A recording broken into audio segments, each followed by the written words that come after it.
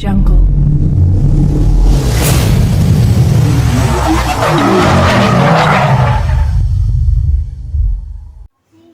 Perkenalkan, nama saya Juan Andrian dari kelas 11 TKR.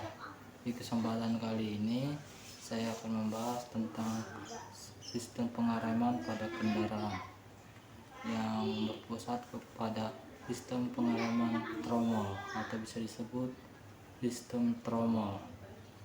Mari kita lihat video berikut ini.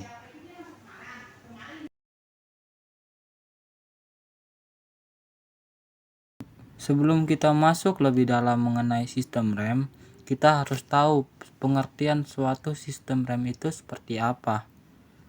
Rem atau abar adalah suatu peranti untuk memperlambat, menghentikan gerak roda. Karena gerak roda diperlambat, secara otomatis gerak kendaraan menjadi lambat. Energi kinetik yang hilang dari benda yang bergerak ini biasanya diubah menjadi panas karena gesekan. Next, dikarenakan video pembelajaran ini berfokuskan kepada sistem pengereman tromol, kita tuh harus tahu mengenai sistem pengereman tromol itu seperti apa. Rem tromol adalah salah satu tipe rem yang biasanya dipakai dalam kendaraan roda 2 atau roda 4. Cara kerja rem tromol di motor dan di mobil hampir sama. Rem tromol pada mobil biasanya menggunakan sistem rem hidrolik karena sudah memanfaatkan tekanan hidrolik untuk melakukan tekanan kanvas rem. Lanjut, dalam video selanjutnya kita akan mempelajari komponen-komponen dan fungsi rem tromol secara lengkap. Sekilas tentang rem tromol. Rem tromol adalah sistem pengereman pada kendaraan yang menggunakan metode gesekan antara kanvas rem dan inner atau tromol rem. Seperti yang dijelaskan di atas, rem tromol bekerja dengan prinsip gesekan. Gesekan ini akan mengubah energi putar pada tromol rem menjadi energi panas, sehingga putaran roda akan berhenti dan temperatur sekitar rem akan meningkat.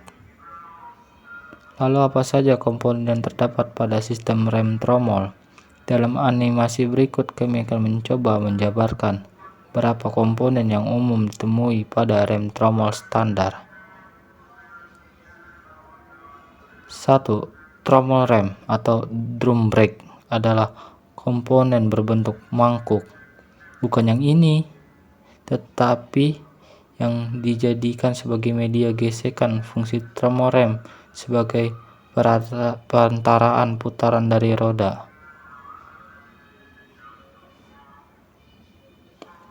Artinya, tromol rem itu akan berputar sesuai putaran roda, sehingga ketika tromol rem dihentikan putaran oleh sepatu rem, otomatis roda kendaraan akan berhenti berputar.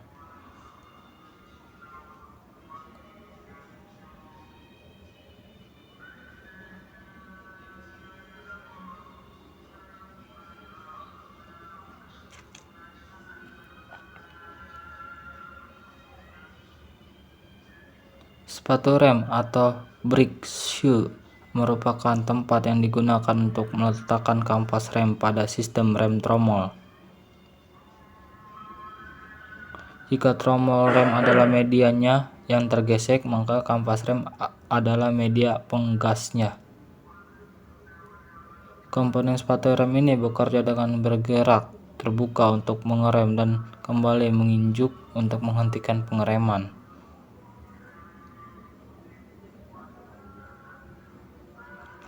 Meskipun namanya panjang, tetapi mungkin komponen ini cukup kecil, seperti pin. Ini memanfaatkan pegas untuk menahan suatu rem agar tetap berada pada posisinya.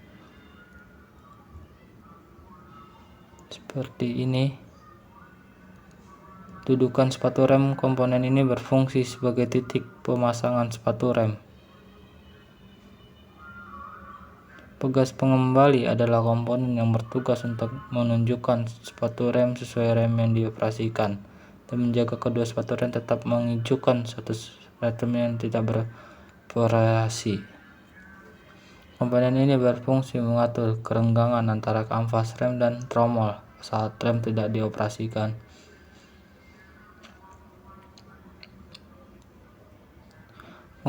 Pengaturan ini sangat berguna terutama ketika ketebalan kampas rem mulai terkikis.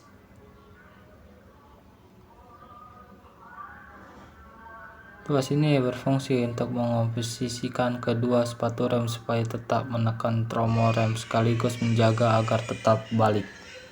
Tuas ini berfungsi untuk memposisikan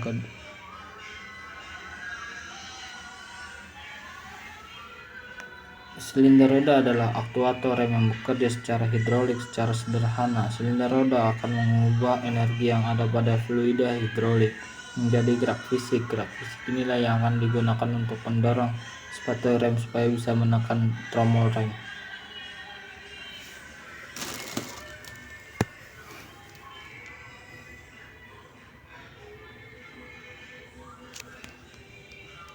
Terakhir yang tidak boleh dilupakan adalah backing plate. Yang dilihat sekilas komponen ini hanya berfungsi sebagai penutup bagian dalam sistem rem tromol.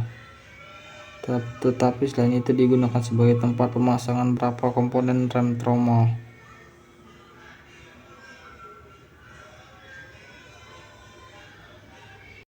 Setelah mengetahui prinsip dan komponen-komponen pada sistem tromol, kita juga harus tahu prinsip kerja pada sistem tromol. Prinsip kerja ialah saat adanya tekanan hidrolik piston akan menekan salah satu sepatu rem. Bila sepatu rem menempel pada permukaan tromol, maka tekanan berlanjut ke bagian bawah sepatu rem. Tekanan akan diteruskan ke sepatu rem lainnya karena posisinya menyetel pengembang. Next, selanjutnya, kerusakan yang sering terjadi pada rem tromol antara lain: 1. Rem tidak berfungsi atau blong. 2. Minyak rem cepat habis. 3. Pedal lambat atau terlalu keras untuk kembali pada posisi semula. 4. Terjadinya bunyi pada saat pengereman. Dan bagaimana sih cara memperbaiki kerusakan tersebut?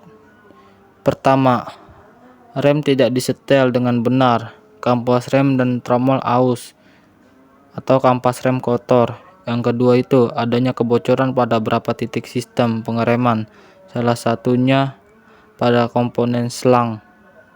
Yang ketiga, terjadinya keausan pada suatu rem dengan cakram.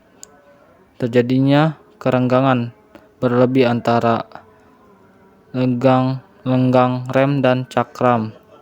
Terjadinya keausan pada pegas pengembali atau penyetelan rem kurang tepat. Yang keempat, terjadinya keausan pada kampas rem. Terjadinya keausan pada tromol, kampas rem, dan tromolnya yang kotor. Setelah kita membahas jenis-jenis masalah yang terjadi pada sistem tromol, sekarang kita akan membahas kembali jenis-jenis rem tromol. Yang pertama itu ada leading trailing. Dalam sistem pengereman tromol, leading trailing akan berputar searah dengan tromol. Komponen ini akan berada di sisi lain rakitan dan menarik dari permukaan yang berputar. Jenis rem tromol ini biasanya digunakan untuk aplikasi roda belakang. Dan yang kedua itu T-wing leading. T-wing leading biasanya dikenal dengan sebutan flex left servo, yang mana komponen ini di dalamnya hanya perlu didorong untuk dihubungkan dengan drum agar bisa bekerja dengan efektif. Sistem pengereman yang menggunakan T-wing leading akan membentuk pegas yang kuat dan serta mampu menarik bagian komponen sepatu belakang sewaktu gaya pengereman tidak diperlukan. Yang ketiga ada duo servo. Duo servo adalah versi yang lebih maju dari tipe tromol T-wing leading. Dalam sistem pengereman ini, kedua sepatu dihubungkan. Saat sepatu depan ditekan oleh silinder roda, gaya putar membantu menekan sepatu kedua ke dalam drum. Sekian dari video pembelajaran saya, semoga bermanfaat bagi teman-teman. Maaf bila terjadinya kesalahan kata dalam pengejaan. Terima kasih, sampai jumpa di lain waktu.